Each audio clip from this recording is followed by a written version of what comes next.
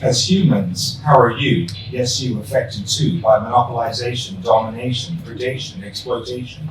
Competition law has been evolving. It's been solving problems of pricing and tying, essential facilities, margin squeeze. The courts have been hopping all the way to Google shopping.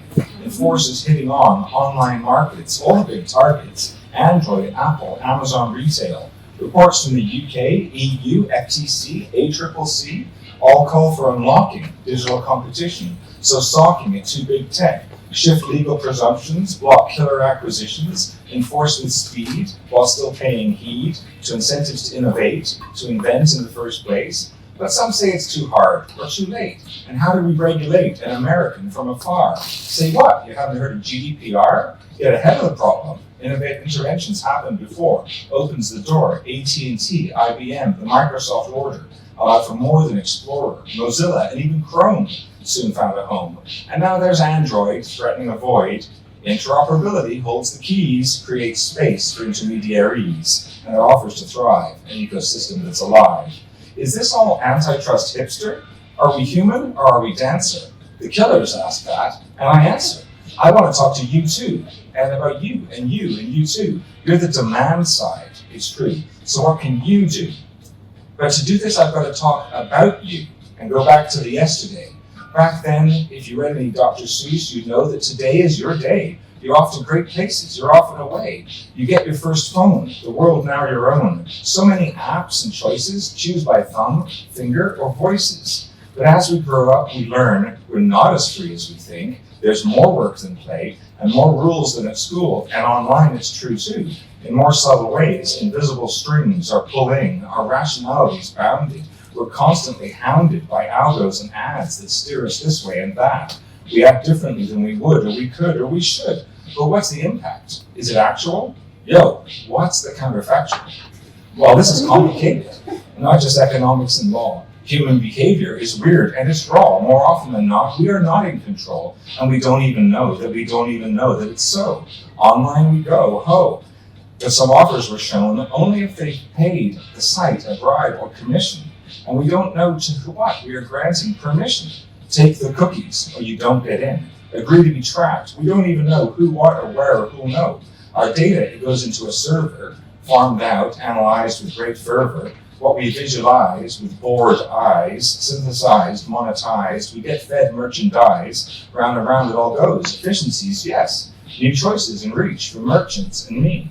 And yes, we are told that we search for free. But there's a catch, don't you see? They are searching us, you and me. They tell us don't worry, say they won't be evil. But once we're in a book of faces, they hold the aces. What we like, what we retweet, how long do we scroll? Don't like it, go somewhere else. One click away. Just Bing it and see how you fare. Delete Facebook and switch to Insta. Oh, whoops, that's been snapped up. Not Snapchat. No, that was WhatsApp. And even then, there's so many hooks and connections making you stay. You can't really leave unless you live in a cave. So it's back to the lab again. This whole rhapsody is about how you can take back control. But how do you take back your control online? Well, first, open your eyes. They are hacking your head. And then we see Google trying on wearables. Hell, it's unbearable. Taking out Fitbit, totally toxic. Did we kill it? No harm, no alarm even. And don't you be harming, so yes, stay away from my Garmin. And Mark's up, all our data he'll suck in pursuit of connection, but really the almighty buck. Amazon Roomba, literally a data hoover. And that's just the first mover. What other squeeze, online booking, hidden fees, fake urgencies, StubHub via GoGo, how high can you go? So what can you do? Yes, go online, go ahead, lose yourself in the music, the moment, but your data, your details, what you see, where you go, it's all yours. You own it. You better never let it go without knowing what's going on. Try a little duck, duck, go. Make better choices instead. You have brains in your head. You have feet in your shoes. You can steer yourself any direction you choose. In real life and online, just be sure where you click. And click with care and great tact. Your privacy, your data, it's you. You're being hacked. So never forget to be dexterous and deft. And never mix up swipe right with swipe left.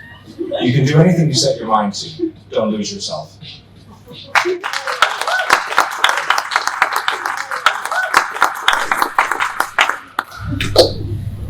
Many thanks to the Eminem of antitrust. Glad you resisted the urge to drop the mic after that. And you'll all be very glad to hear that I'm not going to follow that up with my own Iggy Azalea act.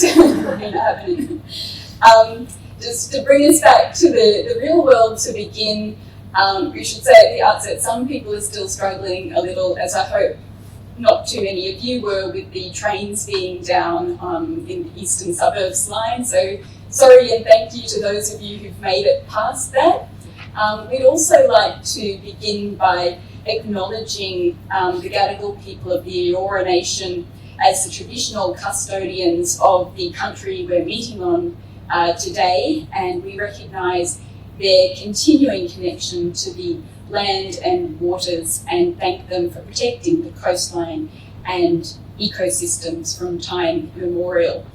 We pay our respects to elders past and present and extend that respect to all First Nations people here today and watching. We're also very grateful to Allens for their generosity in hosting this event in this terrific venue, where we'll be discussing some topics that have a huge impact on businesses and consumers alike transacting in digital markets.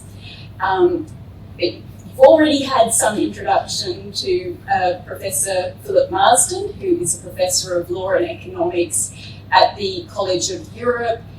He's also Deputy Chair of Enforcement at the Bank of England and has some renown as one of the co-authors of the Unlocking Digital Competition report from the UK a few years back, which is still having a very big impact. I'm just giving you the highlights of Philip and Jackie because both of them, as you know, have extensive CVs. Jackie Downes is the chair of the Competition and Consumer Committee of the Law Council of Australia, as well as heading up the Competition, Consumer and Regulatory Group here at Allens, and has been mentioned many times in the chambers and elsewhere for her expertise in competition law.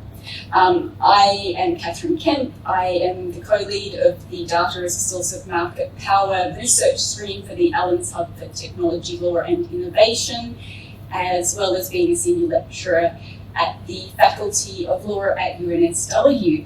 We're going to begin this evening our journey through a number of topics in respect of regulation in digital markets by looking at the regulation of digital platforms in particular. And if we take a look at the landscape of the regulation of digital platforms nowadays across the world, we see dozens of cases against what have become the usual suspects: Google, Amazon, Meta, Apple. Every now and then Microsoft makes a showing, but not nearly as much as was once the case. Even more remarkably, a lot of these cases have been brought in the United States. And most of them, in short, are focusing on the issues that arise when one player both operates a platform and competes against other rivals on that platform. So we see allegations against Amazon in respect of its competition with merchants on its marketplace, and particularly arrangements for most favoured nations clauses, for example. Google allegedly giving itself advantages over other ad tech providers, Apple preventing app developers from using other in-app payment systems. These are some of the examples. There are also instances of allegations of exploitative abuses, for example, in Germany and the UK, where actions are being brought in respect of Meta's alleged excessive accumulation of consumers' data as a condition of using their platform. In spite of all this activity in the court, there's great dissatisfaction with competition litigation as a means of solving these issues. And to begin with, by way of background, I want to turn to Philip and talk about what's going on globally in response to that dissatisfaction, especially in proposals for ex ante or upfront litigation, and perhaps you can fill us in particularly on the EU and the US to begin with. Thank you very much. It's great to be here. Thank you for tolerating that earlier. I think one of the main movers in the UK at least, but I think it's true for the US and the EU with respect to this movement to ex ante regulation is you think the substantive rationale for it would be these are structural problems relating to network effects, data accumulation. They give you an opportunity to exert market power and abuse it in some way, exploitatively or exclusionary. And that's sort of substantively what the rationale is usually for this ex ante regulation. It is. But as Katharine nicely framed it, one of the clear rationales for many governments getting involved in this now is they feel that all of the litany of cases that have happened so far have either happened too slowly, or remedies have been completely ineffective, or they're just too late. And the market's moved on, and so this kind of surgical approach that competition authorities try to have with respect to ex-post enforcement has been sort of used as an excuse to say, no, actually, we're not going to go surgical. We're going to go much broader. And I think that the biggest and best example of the broad approach, which I don't agree with, is the European approach. I was very excited when the European DMA was being proposed, but when you actually saw the provisions, I felt, and subject to your views and debate, that they were too general. They didn't seem to be self-executing at all. By that, I don't think the platforms could understand what some of the provisions meant with respect to some of their business practices. And therefore, you wouldn't necessarily instill a culture of compliance in the EU. And therefore, that's why I've said that I think that they are coding there for infringements and therefore huge fines. And so just an extraction of rents from the platforms and then appeals. And even 18 years later, you may get a judgment that the actual conduct was viewed as not illegal. And equally, they might not even be a statutory cause to prevent the conduct in some ways. So that approach, if I'm right, isn't particularly effective, though it does mean that the legislature, and this might resonate here, the legislature gets to say, we've done a bunch of studies, we've enacted a law, and look, we've had some violations, and the big fines that go to the Treasury. But the market hasn't changed that. There's been no improvement. The US approach is extremely politically driven, and they have a similar approach in that sense, but the provisions are much more detailed. But because the US is steeped in litigation, they have a view of using the litigation as a model of enforcement to really bolster the ex ante regulation, and especially class actions. So the class actions are all over the place in the US. In the UK, there's scores of them already that are starting up against all the big platforms. And I don't think that's a particularly helpful model at all either. I mean, it's obviously something that can complement regulation or enforcement, but I think it's, again, something that doesn't necessarily change behavior. So, of course, and I'll conclude with this, we're trying in the UK this model which we claim is targeted, it's bespoke, it's focused on the actual business operation or service that's at the core of the platform, and that we are actually concerned about as opposed to a general ban on self-preferencing, say, or a general mandating of data sharing by all platforms. We're taking each platform in a different way, whether it's a commerce platform or another kind of platform, and saying we have a number of complaints in this area, a number of concerns, and what are you going to do about it? Like that, and we're hoping that through a dialogue with the individual platforms, and this dialogue has begun, the platforms might say, we're not even discussing that with you, that is core to our business model. Or they might say, actually, we've done that for many, many years. We've never had any real complaints about it, but if you are concerned, we could lose it. We could change our T's and C's or change our commission or whatever, and maybe that would adjust a little bit. So we're trying to do this in a very hopeful, optimistic way of saying, we think through dialogue, we can create a code of conduct for each platform's business line that is relevant to our concern, and then ideally instill a culture of compliance, because then we could appoint compliance officers within each platform, and they would be responsible for providing a report about how they're complying. Of course, our immediate criticism, I won't get into all the other ones, is, well, you're going to get really nice compliance reports every year that say everything's fine at Meta, everything's fine at Amazon, and then so who's going to judge whether it is or not? We put that out to third-party consultation. And I don't think that would be ideal. So my plea for the CMA, and so far they've been doing this really well, is they're hiring scores of experts in data analytics, digital science, etc., to be able to help assess whether or not these compliance programs are legitimate, whether or not the concerns have been addressed, because a lot of these issues are far too technical with respect even to lawyers and economists, and you need to actually have the tech people talk to the technical. So I'm hoping that model will proliferate a little bit. I have a feeling that because across the channel from the UK, there's just going to be this per se prohibition and tons of fines, that businesses might adjust to that model, and the UK looks too soft. But we're trying not to kill innovation at the same time as fostering it as well. That's a great outline, and I think it's really important what you say there as well about the momentum in the US, in that we're seeing at the moment the litigation there, but we've also got in the wings these antitrust bills that potentially would follow a more sort of DMA style of say, prohibitions.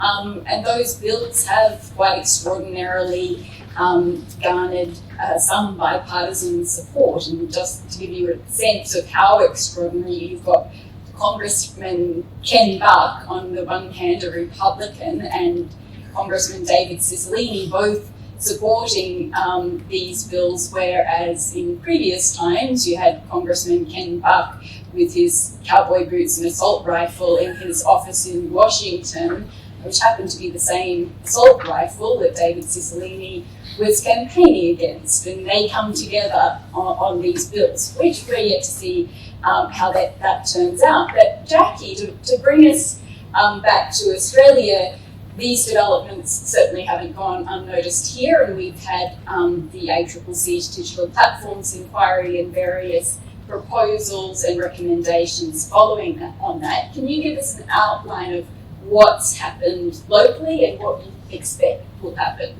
Sure, Catherine. Well, I mean, the ACCC really kicked off this globally back in 2017 with its original inquiry into the impact of digital platforms on local media. And really, none of the overseas regulators were paying a lot of attention other than the occasional Google shopping case in the EU, certainly from a legislative point of view and questions about ex-ante regulation, until this sort of groundbreaking report. And of course, the end of that report was the implementation of the News Media Bargaining Code, which I'll talk a little bit more about later.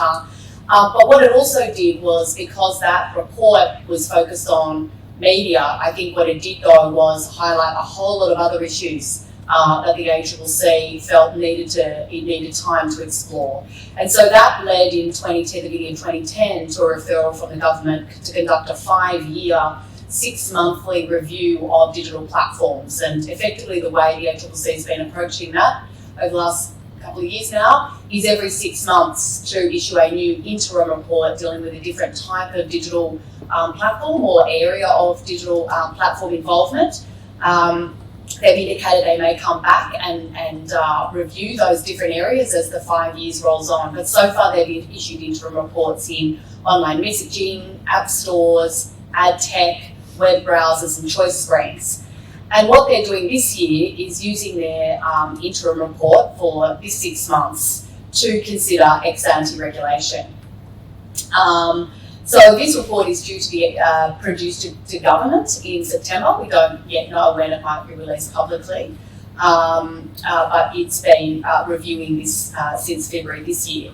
And so the discussion paper this year seeks stakeholder views on the need for ex-ante regulation because of a perceived ineffectiveness, as Philip has said, around competition and consumer laws, really focusing on questions around the length of time it will take, and also the number of different issues. And taking a court case or a particular investigation by the ACCC really has to be quite fact specific. And I think the way in which the ACCC is viewing this, similar to overseas regulators, is there's general trends that go through various different platforms, various different industries, and this is best off dealt with by some form of ex-ante regulation rather than picking issues off one by one.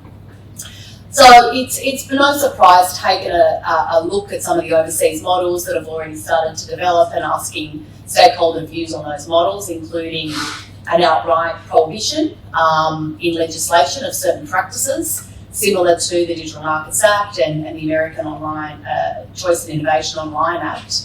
So this is the prescriptive approach where they will just kind of prohibit various conduct such as data aggregation, self-preferencing, exclusivity, and so forth. So they've asked for comments on that and interested in Philip's sort of views around the challenges with that, because you can certainly see how that may also lead to a lot of litigation.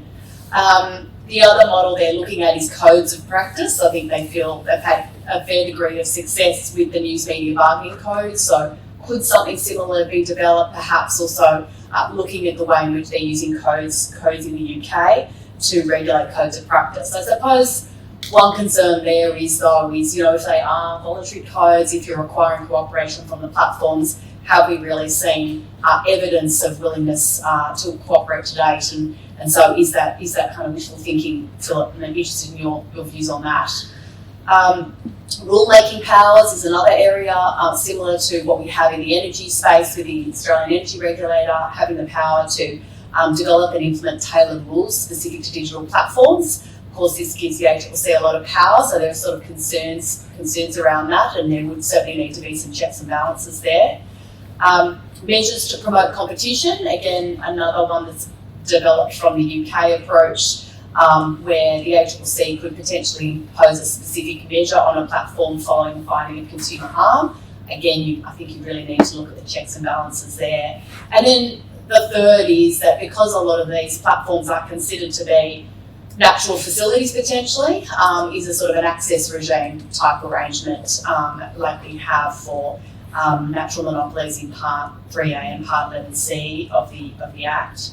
So it's unclear at this stage. The review is ongoing, but the ACCC has given some indication of some areas it's really thinking of focusing on, and they include anti-competitive conduct. So whilst it could be dealt with on the Competition Act, can more specific measures be implemented in ex ante regulation to deal with issues such as self-preferencing, exclusivity, etc.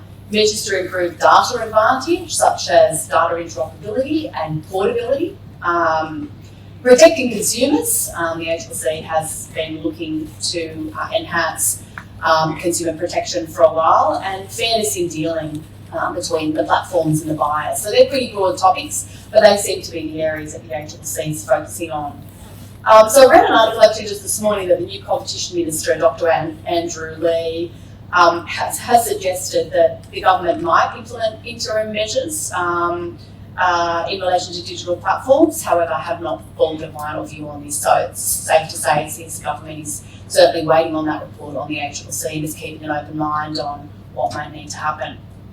So that's where we are in Australia, Catherine. Thanks, Jackie. Philip, just before we go on, you mentioned the UK proposals there, and I just wanted to get an update on the status there in the UK, because I know back in May there was some controversy when there was a lot of anticipation around the time of the Queen's speech, which became Prince Charles' speech, and some disappointment about the outcomes of the UK bill. Where are we at now, and why, and can you weave a cowboy analogy into your answer? I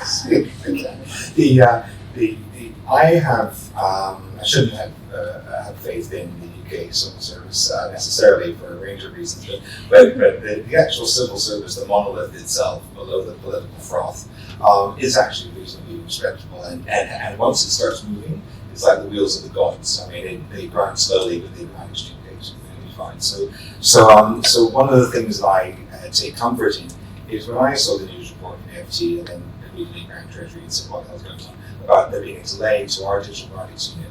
The clever response I had back was, we've got 5 online harms-related bills going through, dealing with extremely important sociological issues, and some other bills relating to essentially money being transferred around and things like that, relating to digital platforms. And then we've got this dry, boring competition law and economics thing, and we're worried that politicians, when they get a hold of these 6 bills, will say, what's this one? We don't understand it really. Let's hide it off. So what they decided to do, I'm told, is they put the 5 really important ones through that actually deal with, teen anorexia and fanning, all sorts of problems and privacy breaches. Put those through, so you can't. So whatever they sacrifice in doing that legislation doesn't affect our nice pristine law and economics ex ante regulation regime. And because of that expectation, the civil service are moving through drafting internal guidance, preparing the documents, preparing the codes, already talking with the platforms that have been for some time about what these things should look like. So I don't even really think of it as a delay now, an eternal optimist, because they'd be doing that anyway. So it's not like they've all been sent off and said, well, we're not going to get the regulation for a year, so bring a Google case. They still do things like that anyway. But the CMA has this dedicated unit. It's been there in shadow form for a while. They're hiring like mad. They're going to be hiring another 200 data scientists in the next year or two. That's a big deal for a competition authority to be doing something like that. Usually it's a very tiny unit if it exists at all. And they're beefing up their remedies unit, their undertakings unit. And so I think it's all sort of on track. And the only thing I can think of saying is therefore they're not, the CMA in the UK is not like a cowboy shooting a gun blindly. They're actually going to look really carefully at who they're going to shoot, and then maybe just wing them. I was really hoping for a barn burning down with the yes, cowboy inside and so on, but sure. And just sort of panning out a little and looking at the reactions that we see to these proposals for regulation. At the moment, in the US, there's a big ad campaign that's under the banner of "Don't Break What Works," sponsored by big tech, among others. That's essentially threatening that people might lose their 2-day Prime delivery and their Google Maps. So essentially, you'd have people buying your birthday present late and they couldn't find their way to the party anyway. If all of these bills go through, and we similarly, back when there was debate over the digital the media bargaining code in Australia, saw certain threats or posturing by Google and Facebook. Jackie, what do you think about this kind of lobbying and strategic behaviour? Do you think it is going to hobble or prevent the digital platform regulations that are being proposed? Well, there's certainly no doubt that the large platforms are very good at and undertake very intensive lobbying. And I think with mixed results. I'm not really sure that the actions they took in relation to the News Media Bargaining Code did them much service in Australia. So you might recall when this was happening, firstly we had Google with ads every time you wanted to search something, you had a pop-up which told you how outrageous it is, but that was nothing compared to Meta's decision to pull news for a couple of weeks, including all sorts of public safety educational pages right in the middle of a pandemic. And so I think that this particular action, particularly by Meta, had more of an impact of hardening the government's stance on this. And we had the British PM, I think, also saying we shouldn't be giving in to bullies, and other governments around the world stepping up for us. So, there was some further developments in the News Media Bargaining Code after that, but I think ultimately the News Media Bargaining Code was adopted, and the intention of the code was fulfilled, and over $200 million is reported by the ACCC, or its estimate of deals have been made under that code. So it didn't really have the desired effect, and I do think that there is a sense that the more we hear this from the large platforms, actually the more it undermines their position and makes regulators and government think there is something to be worried about here.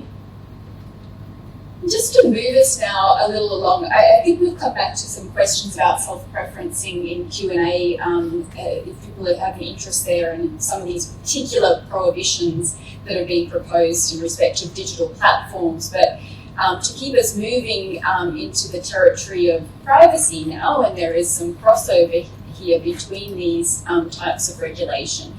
What we're tending to see in some cases with the platforms nowadays is that the platforms are essentially regulating on privacy for other players in the market and setting the privacy standards. So we see Apple with its app tracking transparency framework and its lack of access to contactless payments infrastructure on its iPhone on security grounds, and then Google with the impending third-party cookie Armageddon, that is creating a lot of consternation among other players and a potential conflict between privacy interests and competition interests. And I'm wondering, Jackie, firstly, how do you think we might address that potential conflict?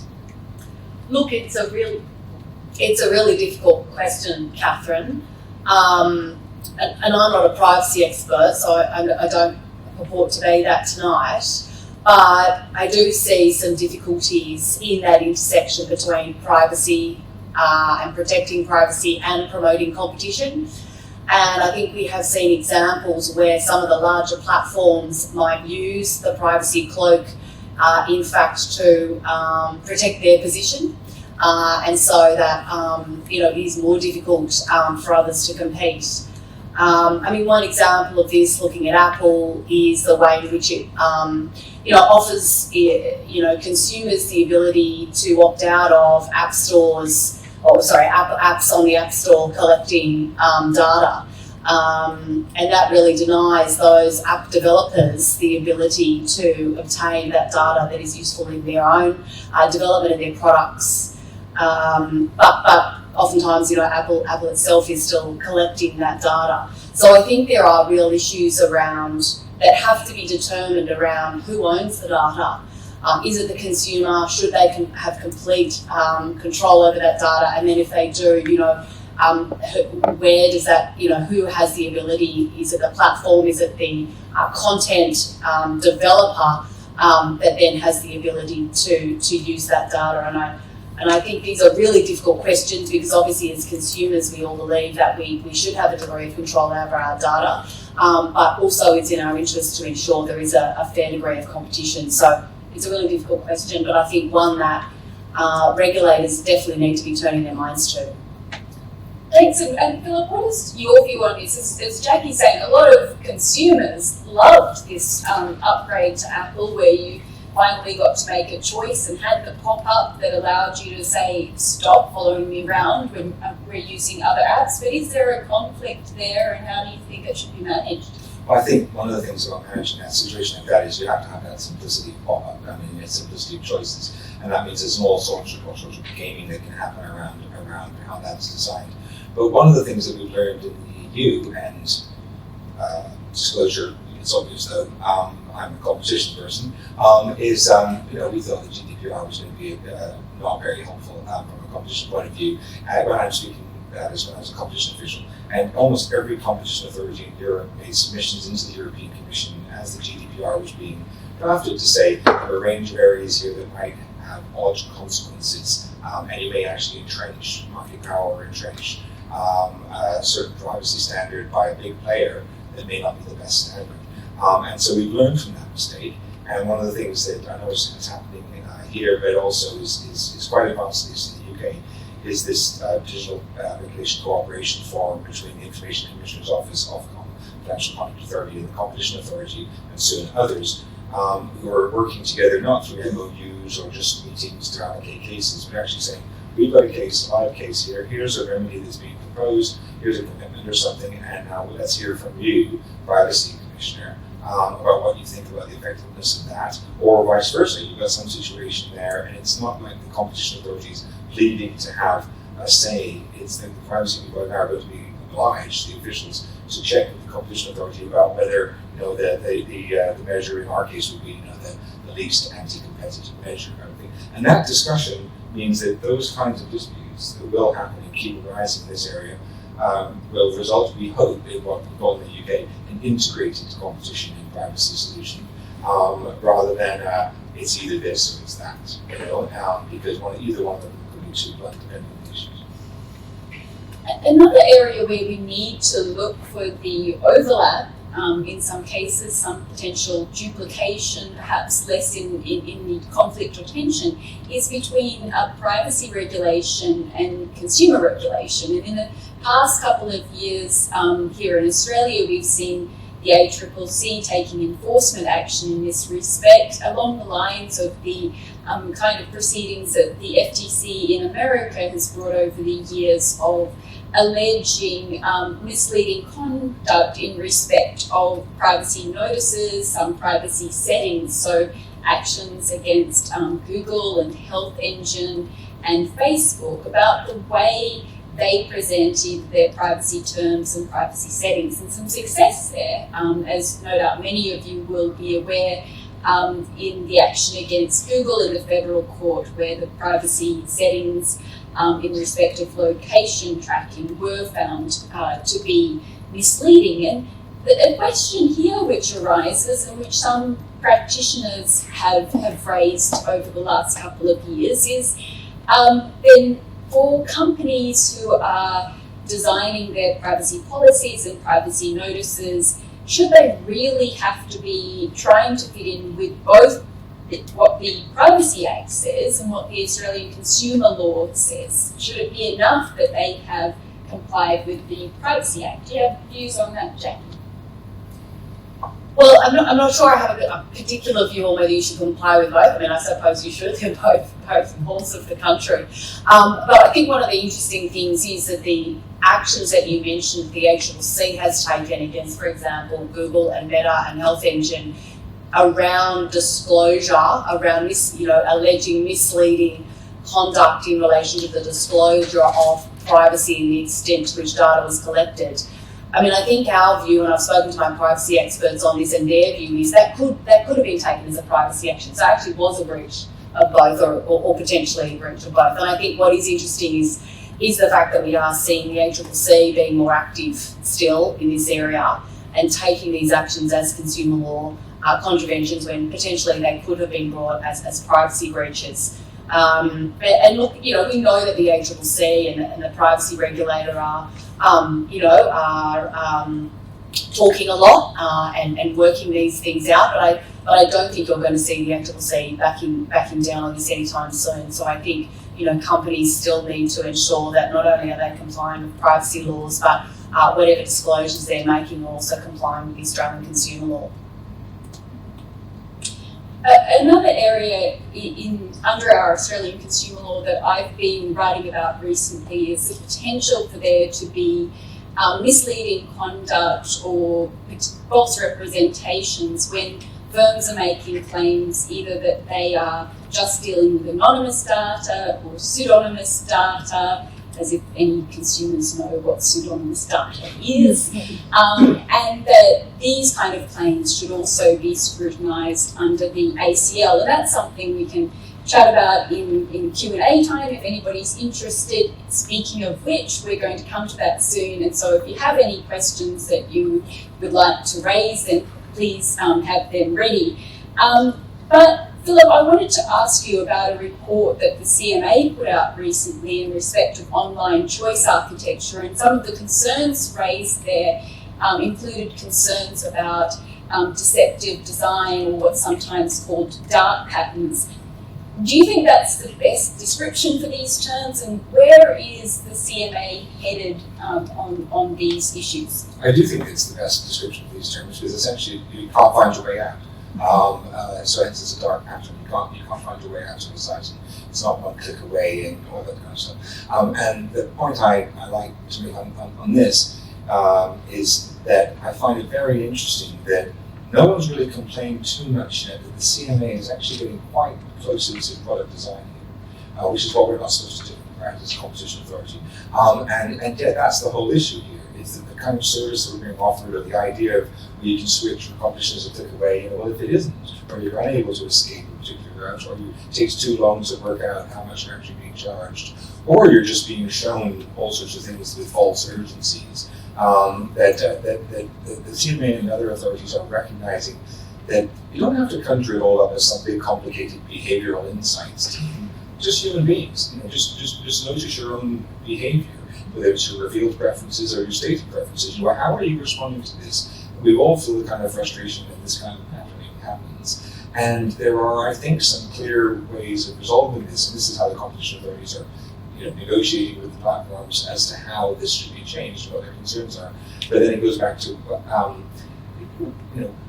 if we're looking at our screen and, we'll all be looking at other things rather than trying to work out how to escape a particular transaction necessarily. And so we've got to remember that we're so rationally lazy. I mean, it's unbelievable how rationally lazy we are. And so we've got to make it simple, right? And otherwise it just won't work. And so that's something where I think the data teams are able to test in real time, using certain data sandboxes, real data or fake data, just what would happen to traffic, what would happen, if you make this remedy a certain way, which you can't really do in a mining case. You could try, but it might take ages. Whereas digital, if you get the platforms involved, and we did this in open banking, we did real life testing of algorithmic controls and A/B testing of remedies, so that even though this extremely important financial consumer data was protected by the FCA in the sandbox, and we at the CMA would do tests on this as to how our remedies would work. And that would help us identify whether the fintech intermediaries who are demanding access to the data would find it useful or not, and whether that might in turn discipline the incumbent banks. And so it's that kind of thing that I'm looking for, but it takes a really kind of humble authority to do that. You may think this is not a humble authority that plays around with that, but an authority that with existing powers and say, no, we'll just take it to court. That's a very binary decision. It's very adversarial by definition. And it means you're not going to result in a kind of a remedy that might actually work. And I might just say, rationally lazy sometimes, rationally limited, Yes, I think is often more the point, in that, as behavioural economics tells us, we just lack that capacity sometimes. Just one final question for Jackie. We've seen in Australia as well, this year a Consumer Policy Research Centre report on dark patterns is coming off the back of the ACCC's own report on choice screens, and the CPRC was pointing out various dark patterns like the hidden costs or automatic additions to people's online shopping carts, Hotel California cancellation designs, i.e. you can check out anytime you like but you can never leave. And the interesting thing about some of these dark patterns under our ACL, consumer law, is that not all of them are actually misleading. They might be unfair to consumers in what they force them through, but they're not necessarily misleading. So we've seen proposals for the introduction of an unfair practices prohibition in Australia, and I'm wondering, Jackie, whether you think that's necessary in this context. Well, Catherine, Australia has very strong consumer laws already, and an extremely active regulator on the consumer front, unlike many other jurisdictions. And it rarely loses consumer cases in court. And to be honest, I don't think we need more laws at this point around consumer law. I think if there are some new practices that are concerning, they can be tested under current laws, and there's a number of them. Misleading deceptive conduct, as you mentioned, false or misleading practices. There's unconscionable conduct, unfair terms, and a range of other more specific laws. So I think there's been a debate raging for a few years now about unfair practices, and I think that there's a real issue with introducing a very broad concept of an unfair practice. And I think that Australia's consumer laws at the moment, the ACCC, as I said, is already having a lot of success dealing with privacy issues and data issues just under the misleading deceptive conduct provisions. So before we go introducing new provisions, I think perhaps if some of these practices are harming consumers, they should be tested under existing law. And just in contrast, for the sake of friction, so the US has an extraordinary array of consumer protection laws, and yet I think one of the most interesting developments in the next 12 months will be the introduction of an expanded rule-making power under Section 5 of the FTC Act, which directly addresses these issues. And the US wouldn't normally increase regulation or rulemaking or lawmaking. That's just not the way they do things unless they thought there was a real problem. And so it'd be interesting to see whether the Australian approach goes that way or the American approach or something else happens, because I do think there is a role for rulemaking here. It may be that yours are sufficient, and that's fine. But the US is definitely going to be taking a hard look at expanding the unfair practices legislation. Thanks both, and many of you may have views on that, including whether our unconscionable conduct provisions, for example, are sufficient, or whether the threshold on that one might be just a little too high for unfair practices. But I'd like to turn it over to all of you now to ask some questions, if you have questions, perhaps comments, and just shoot your hand up